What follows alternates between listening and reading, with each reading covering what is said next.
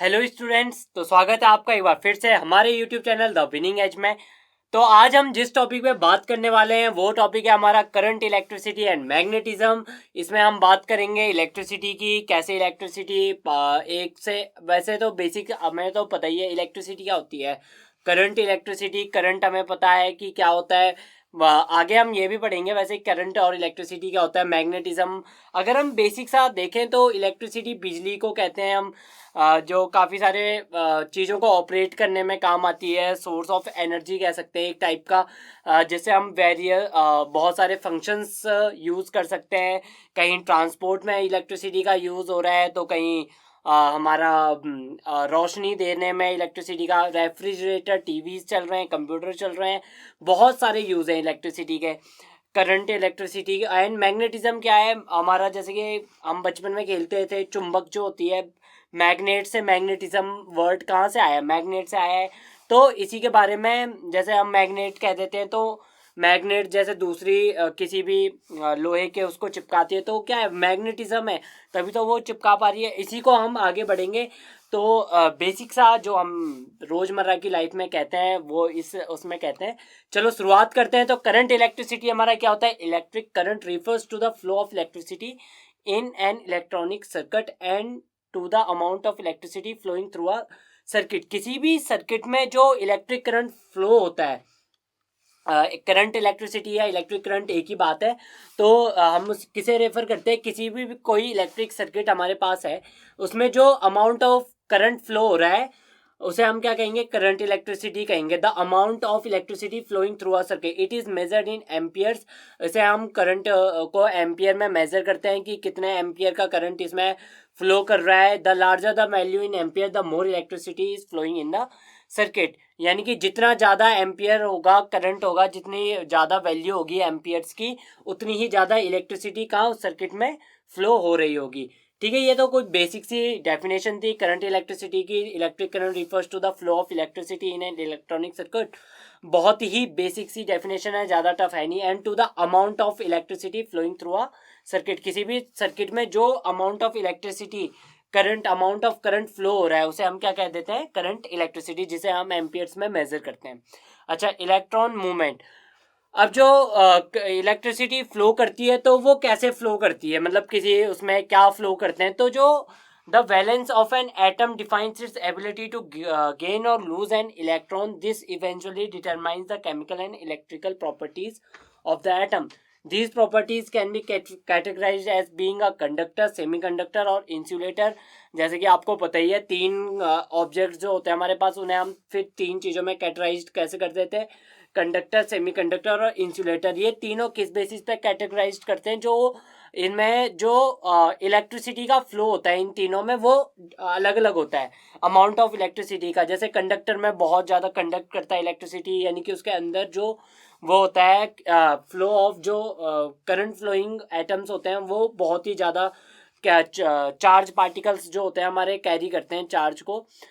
Charge carrying particles जो होते हैं कंडक्टर्स में बहुत ही ज़्यादा होते हैं। उसके बाद इंसुलेटर में हमारे नहीं होते हैं मौजूद, इतने नहीं होते, या फिर सर्टेन कोई ऐसा सर्टेन पॉसिबिलिटीज़ हो जब बन जाए, तभी इंसुलेटर एज एन कंडक्टर, ऐसे कंडक्टर काम कर सकता है। और सेमीकंडक्टर क्या होते हैं, ना ही जो पूरे कंप्लीटली कंडक्टर्स का काम करते हैं, ना ही कंप्लीटली इंसुलेटर का काम, यानी कि दोनों की समाव, दोनों कंडक्टर की प्रॉपर्टीज भी इनहेबिट करते हैं और समाव इंसुलेटर की भी प्रॉपर्टीज को क्या करते हैं, अपने में इनहेबिट करते हैं। उन्हें क्या कहते हैं हम, सेमीकंडक्टर, यानी कि बीच में जो होते हैं। It basically depends on the capacity of the material to generate free electrons. वही बात मैं आपको कह रहे हैं, जो फ्री इलेक्ट्रॉन्स जनरेट, क्योंकि कंडक्टर में फ्री इलेक्ट्रॉन्स का बहुत सारा अमाउंट होगा। यानी कि कोई, जैसे कोई चीज़ कंडक्टर है, कोई लोहे की रॉड है, उसके अंदर जो हमारे फ्री इलेक्ट्रॉन्स होंगे ना, तो वो बहुत ज़्यादा होंगे। इस वजह से क्या होगा, उसमें फ्लो ऑफ करंट बहुत तेज़ी से होगा। ठीक है, सेम अगर कोई प्लास्टिक है, उसमें इंसुलेटर वो क्यों है, क्योंकि उसमें जो फ्लो ऑफ करंट है वो डिपेंड किस पे करता है, हमारा जो फ्री इलेक्ट्रॉन्स होते हैं। अगर उसमें फ्री इलेक्ट्रॉन्स बहुत ही कम होंगे तो वो इंसुलेटर का काम करेगा। When a material possesses a great number of free electrons available, a greater current can be conducted in the material.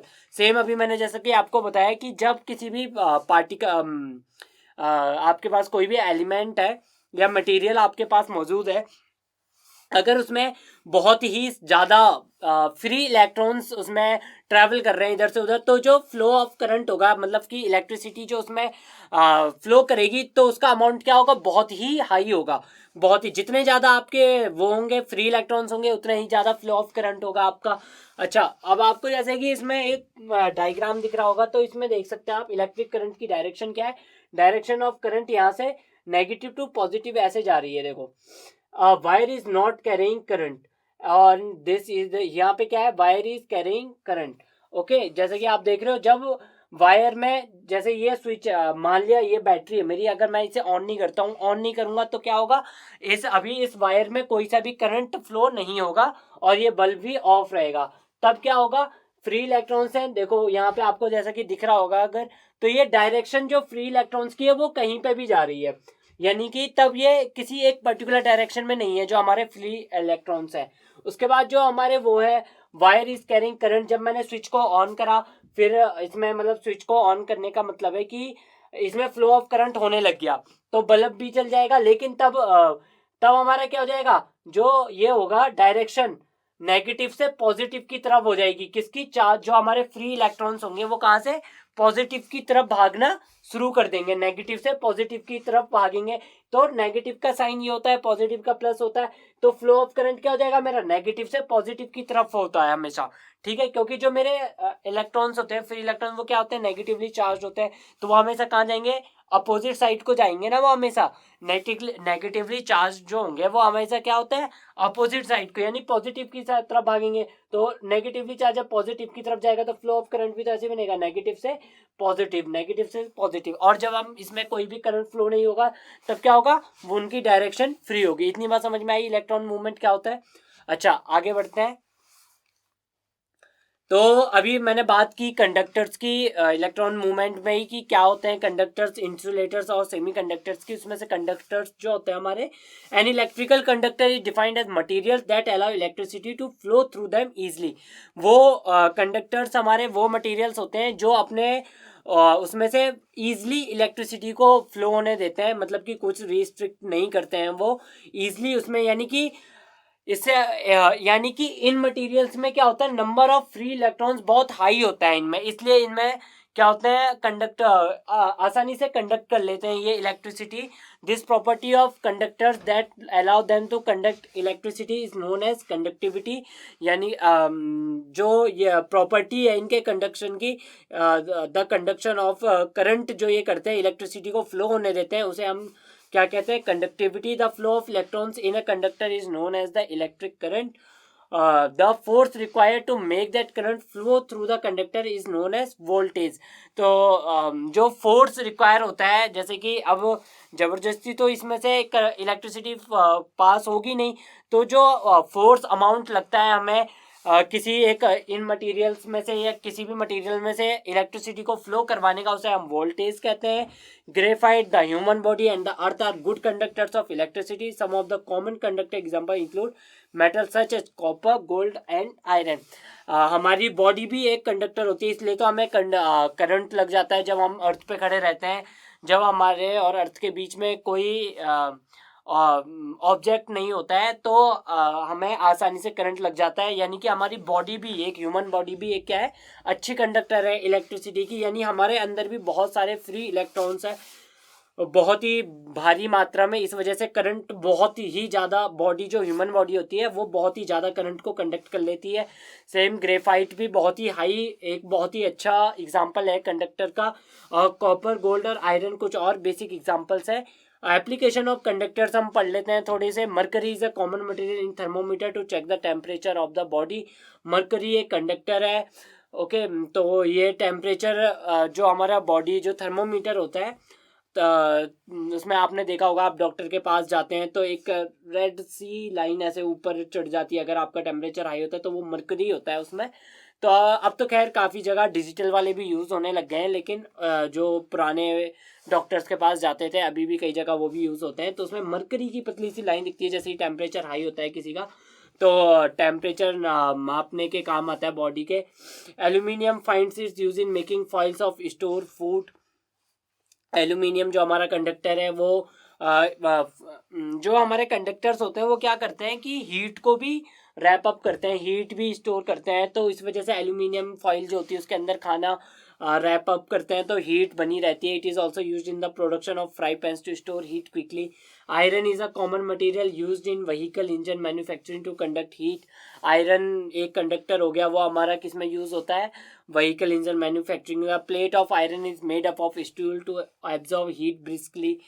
Conductors find their use in car radiators to eradicate heat away from the engine. ये कुछ basic examples हैं, applications हैं, sorry applications of conductors हैं कि कहाँ कहाँ पे various places में कैसे यूज हो जाते हैं कंडक्टर्स हमारे.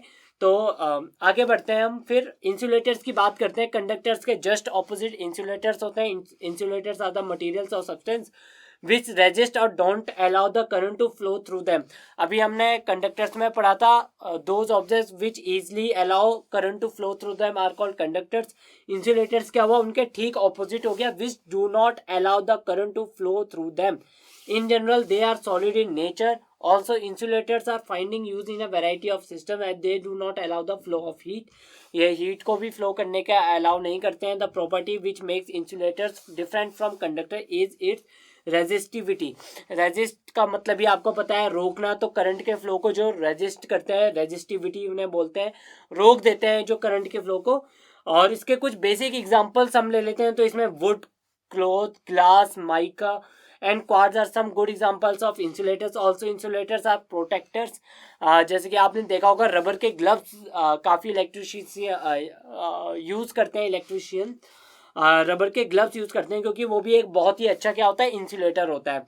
They give protection against heat, sound end of course passage of electricity. Furthermore insulator don't have any free electrons. इसमें कोई भी फ्री इलेक्ट्रॉन नहीं होता है इंसुलेटर में, इसलिए ये चार्ज को कैरी नहीं करते हैं.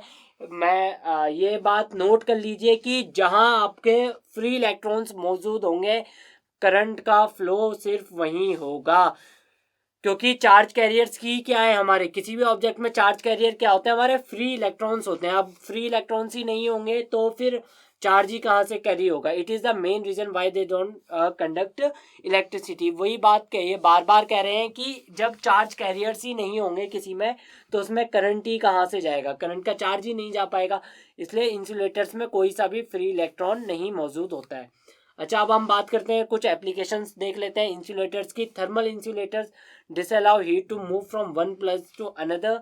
Hence, we use them in making thermoplastic bottles. They are also used in fireproofing ceilings and walls. Fireproofing यानी कि जिसमें आग नहीं लग सकती है, सीलिंग्स और वॉल्स में भी यूज़ करते हैं हम थर्मोप्लास्टिक को. ओके. और sound insulators help in controlling noise level. Noise level को कंट्रोल करने के काम आते हैं. As they are good in absorbance of sound. Sound को एब्जॉर्ब करते हैं तो जो साउंड का लेवल होता है वो मेंटेन रहता है. ऐसे ही thus we use them in buildings and conference halls to make them noise free. काफ़ी स्टूडियोज में भी आपने देखा होगा इंसुलेटर्स को फिट करते हैं जहाँ पे रिकॉर्डिंग्स वगैरह होती हैं, वहाँ पे भी हम ताकि कोई नॉइस इतना जो हो वो कंडक्ट कर सके. वहाँ पे इलेक्ट्रिकल सिनेमा हॉल्स में भी ये लगे रहते हैं. Electrical insulators hinder the flow of electron और passage of current through them, so we use them extensively in circuit boards and high voltage systems. जो इलेक्ट्रिकल इंसुलेटर्स होते हैं वो क्या करते हैं, फ्लो ऑफ इलेक्ट्रॉन को हिंडर करते हैं. हिंडर का मतलब होता है हाइंडर या हिंडर बोल सकते हैं, उसका मतलब होता है रोकते हैं, इसलिए अलाउ नहीं करते हैं. इसलिए हम उन्हें क्या हाई वोल्टेज सिस्टम में यूज़ कर सकते हैं. Use in coating electric wires and cables की जो कोटिंग होती है हमारी कॉपर वायर्स, अंदर से कॉपर होता है, कहीं एल्यूमिनियम होता है, तो जो उसकी कोटिंग होती है वो भी हमारी प्लास्टिक इंसुलेटर से ये होती है. अच्छा, ये कुछ डिफरेंस है इंसुलेटर और कंडक्टर्स में. अगर एग्जाम में आपसे पूछ लेता है कि write the difference between conductors and insulators और give 3 difference between, distinguish between, जो भी पूछ लेता है ऐसा क्वेश्चन हमेशा आता ही आता है. एक डिफरेंस करने का कंडक्टर्स और इंसुलेटर्स में तो बहुत इंपॉर्टेंट है. पर देख लेते हैं. तो कंडक्टर्स हमारे क्या होते हैं, conductor allows current to flow easily through it, और इसका जस्ट ऑपोजिट हो जाएगा insulator don't allow current to flow through it. यानी कि कंडक्टर करंट को पास करने देता है और इंसुलेटर नहीं करने देता है। Electric charge exits on the surface of conductor. अब जब ये करंट को पास करने देगा तो इलेक्ट्रिक चार्ज ऑटोमेटिकली कंडक्टर्स में एग्जिस्ट करता है उनकी सरफेस पे। Electric charges are absent in insulator. जब करंट ही नहीं होगा, इलेक्ट्रिसिटी नहीं होगी इंसुलेटर पे, तो इलेक्ट्रिक चार्ज भी नहीं होंगे। Conductors don't store energy when capped in a magnetic field. जब हम मैग्नेटिक फील्ड में कंडक्टर्स को रखते हैं तो ये क्या करते हैं, डोंट स्टोर एनर्जी को स्टोर नहीं करते हैं। Insulator store energy when capped in a magnetic field. Just opposite insulators के साथ है। जब भी हम किसी भी इंसुलेटर मटेरियल को किसी मैग्नेटिक फील्ड में रखते हैं तो ये क्या करते हैं, इसकी एनर्जी को स्टोर करते हैं। Thermal conductivity of a conductor is very high. यानी कि थर्मल कंडक्टिविटी जो होती है वो वेरी हाई होती है कंडक्टर्स में, और ठीक उससे ऑपोजिट थर्मल कंडक्टिविटी बहुत ही लो हो जाती है किसमें, इंसुलेटर में। Resistance of a conductor is very low. Resistance conductor में बहुत ही कम होता है, while resistance of insulator is very high. ये हमें पता है, तभी इसमें रेजिस्ट करता है किसी भी ये इलेक्ट्रिक करंट को। Copper, aluminium and mercury are some conductors. ये कुछ एग्जांपल दे सकते हैं आप। Wood, paper and ceramic are some insulators. Conductors are used in making electrical equipment. Conductor जो होते हैं इलेक्ट्रिकल इक्विपमेंट बनाने में यूज होते हैं। Insulators are used in insulating electrical equipment for safety. उसी के ठीक ऑपोजिट उनको इंसुलेट करके इलेक्ट्रिकल इक्विपमेंट्स को यूज किए जाते हैं। तो ये कुछ 5-6 डिफरेंस हैं दोनों में। कंडक्टर्स एंड इंसुलेटर बहुत इंपॉर्टेंट है, इसे तो आप जरूर पढ़िएगा, एग्जाम में पूछे जाते हैं। उसके बाद हम बात करते हैं सेमीकंडक्टर्स की। This material falls in between the characteristics of conductors and insulators in that they are not good as conducting और insulating. Silicon and germanium are the most widely used semiconductor materials. तो इसके बहुत ही ज़्यादा silicon and germanium जो होता है इसका बहुत मोस्ट कॉमन एग्जांपल है, हाईली यूज सेमीकंडक्टर्स हैं। तो बेसिकली क्या होते हैं सेमीकंडक्टर, ना ही कम्प्लीटली कंडक्टर्स होते हैं ना ही कम्प्लीटली इंसुलेटर्स होते हैं, दोनों के बीच में, दोनों की थोड़ी थोड़ी प्रॉपर्टीज़ को इनहेबिट करते हैं। तो जो इनमें फ्री इलेक्ट्रॉन्स होते हैं उनका बहुत ही हाई अमाउंट में नहीं होते हैं, और ना ही बहुत कम होते हैं, जो बिल्कुल जीरो भी नहीं होते, थोड़े अमाउंट में होते हैं, जिससे इसमें थोड़ी सी इलेक्ट्रिसिटी भी पास हो जाती है। और ये आगे की क्लासेस में आप सेमीकंडक्टर्स के भी बहुत सारे टाइप होते हैं, N type semiconductor, P type semiconductors, काफ़ी सारे सेमीकंडक्टर्स होते हैं, डिपेंड करता है, आगे पढ़ेंगे आप। उसके बाद हम बात करते हैं करंट इलेक्ट्रिसिटी को हम समझ चुके हैं। मैग्नेटिज्म की बात करते हैं तो magnetism is the result of attraction when two objects come together और repulsion when two objects move apart. यानी कि जब दो ऑब्जेक्ट्स मैग्नेट्स मैग्नेटिज्म आखिर होता है क्या। मैग्नेटिज्म को हम ऐसा डिफाइन कर सकते हैं, अगर बेसिक लैंग्वेज में बोले, कि जैसे आपकी ये मैग्नेट है, अब आप कोई इसमें कोई ऐसा वो ला रहे हैं जो मैग्नेट अपने आप को अट्रैक्ट करती है, तो जैसे एट अ डिस्टेंस ये इस पे डिपेंड करता है कि इसका मैग्नेटिक फील्ड कितना हाई है।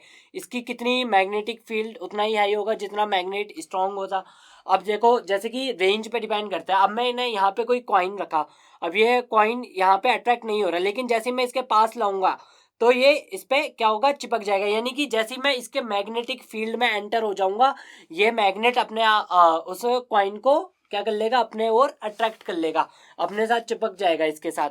यानी कि जब तक वो मैग्नेटिक फील्ड से बाहर था, तो मैग्नेटिज्म क्या हुआ, द पावर या द पावर कह सकते हैं applied by the magnet on that particular object to repel और attract it towards it is called as magnetism. Magnetism definition मैंने आपको सिंपल वर्ड्स में बता दी है।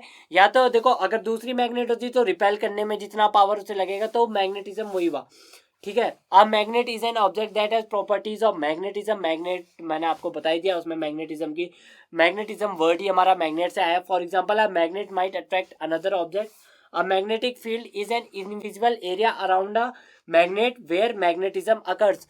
वही बात मैं कर रहा हूँ, जो ये मैग्नेट आपका हो गया, जैसे ही मैं कॉइन को इसके मैग्नेटिक इसके अराउंड ऐसे पर्टिकुलर एरिया पे रखता हूँ जहाँ से वो आसानी से अट्रैक्ट हो जाता है, तो वो क्या है, हमारा मैग्नेटिक फील्ड है। जैसे कि आपको यहाँ पे दिख रहा है, जैसे मैंने यहाँ पे 2 मैग्नेट रखी हुई है, तो ये क्या बन रहा है, जो ये इसकी लाइंस आपको दिख रही है ना, तो ये क्या है, हमारा मैग्नेटिक फील्ड बन रहा है। यानी कि जैसे ही मैं यहाँ पे अगर प्लेस करूंगा, अगर मेरी कोई ऑब्जेक्ट यहाँ पे, तो ये कुछ नहीं होगा, इस ऑब्जेक्ट में फर्क नहीं पड़ेगा, लेकिन जैसे मैं यहाँ पे लाऊंगा तो वो अट्रैक्ट कर जाएगा, ठीक है।